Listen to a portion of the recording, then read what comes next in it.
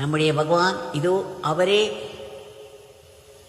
ஸ்தாபனம் செய்த அந்த உருவச் சிலை இருக்கிறதே, அதை வெறும் சிலை என்று மட்டும் நினைத்து விடாதீர்கள். உயிரோட்டமாக இருக்கக்கூடிய அவருடைய தந்தை தான் அங்கு நின்று கொண்டிருக்கிறார்.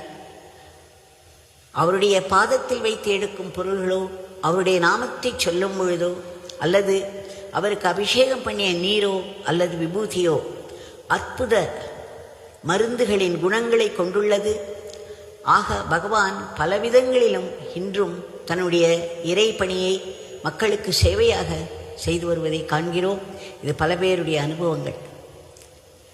ஆக இதையெல்லாம் நினைவு கூர்ந்து நம்மால் முடிந்த அளவு பகவானுடைய மகா பிரசாதமான அவருடைய திருநாமம் யோகி ராம் சரத்குமார் சொல்லி வருவோம்.